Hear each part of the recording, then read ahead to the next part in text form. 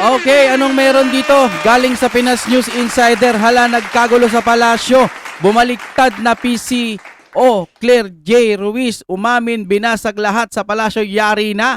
Lahat ng yan ay patanong at kukumpirmahin natin kung anong meron sa balitang ito. Simula na po natin!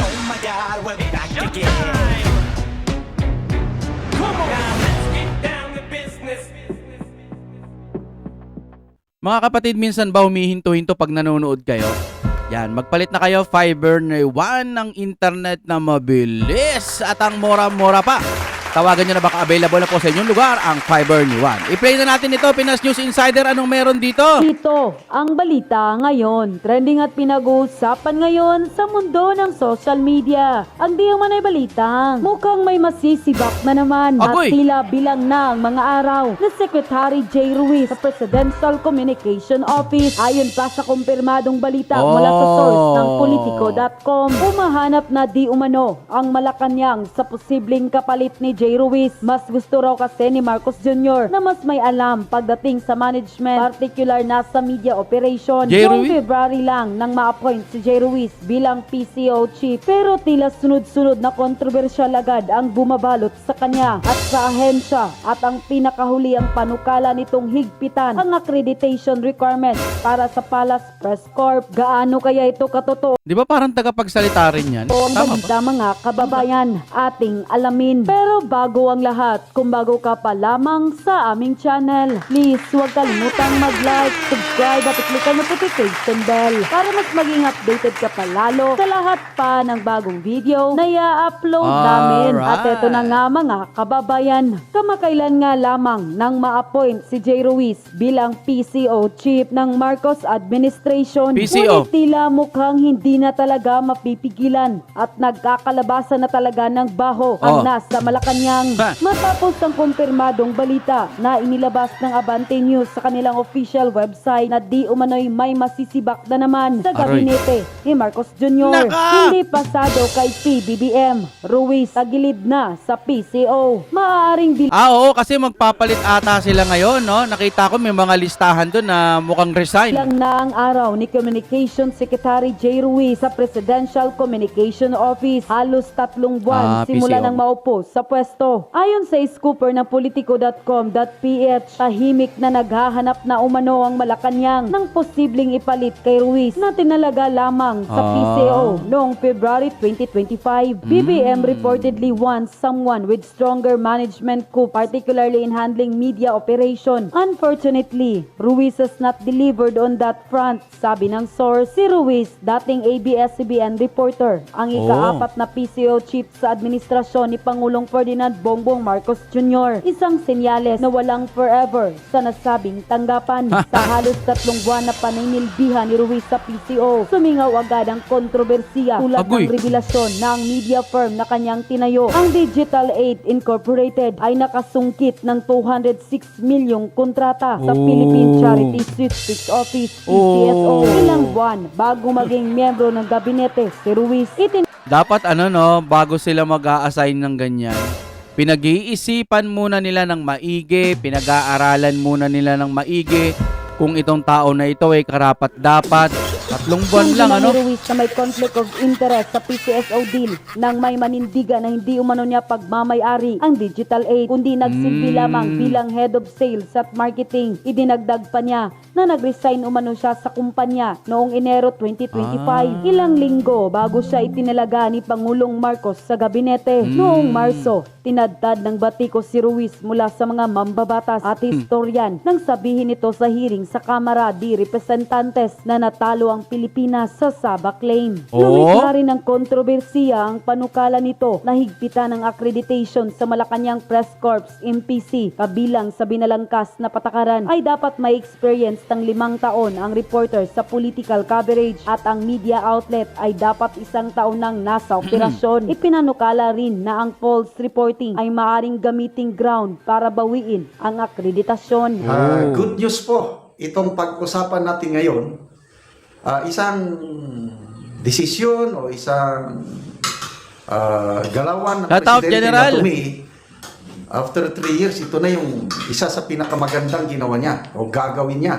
ito po, sa post ng Inquirer.net, 19 minutes ago, breaking. President Ferdinand Marcos Jr. has called for the courtesy resignation of all cabinet secretaries Ay, to recalibrate his administration calibrate ha? following the results of the midterm elections. This is not business as usual. Okay. Sabi niya, the people have spoken and they expect results, Nako, not politics, not excuses.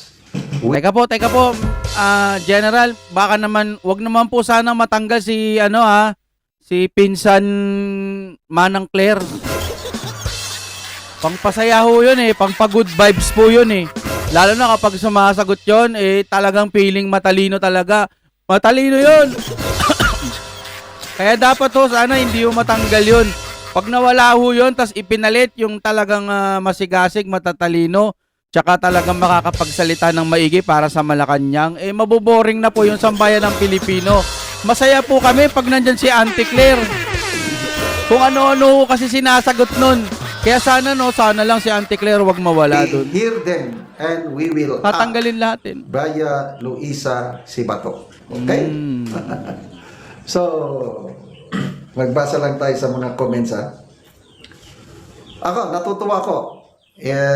Sa totoo lang, sana tuloy-tuloy na ganito ang presidente. Okay? Oh. Nako. Comments. Fred Silot.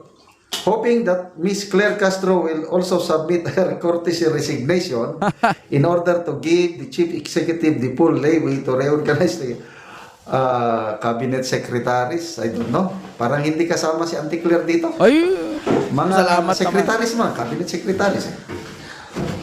Needs Bautista, he means business. Sana nga. June Ras, I will believe in you now if you... Siga doon ba? Yung tawa ng tawa. Tagumpay!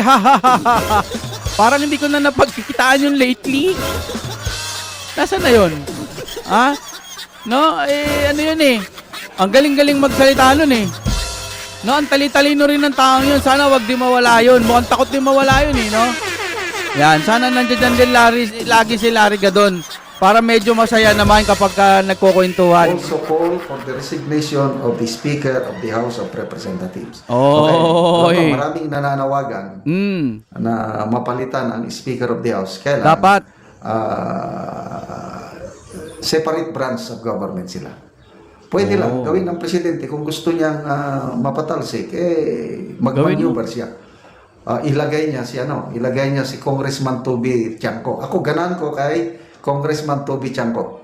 Kaya lang hindi niya pwedeng sabihin na i-direct na mag-resign. That's not. Ako, pulong ako, o kaya Marcoleta, o kaya Bongo. Pwede. Chris Villasin, final destination to final resignation. Okay. Nemesio Daval, is it in a way a loyalty check? An offshoot of this dismal loyalty performance of the administration candidates and the recently concluded elections, and the acts of some in somehow sabotaging the task of public service like smuggling of rice, as he has mentioned, just my humble take. L.A. Chua, this is not business as usual, monopoly. John Ray Lads, the bloodbath has started. Ayan na. Miss Tizang Hilaw, first you, Mr. President, then followed by Claire Castro, then the rest. First you. Are other appointees included? Belia Dapar, Pantaleon, wow. So, ang dapat mo nang tanggalin Pangulo, tapos sunod yung mga kabinete niya, Gabinete niya. Magandang yun.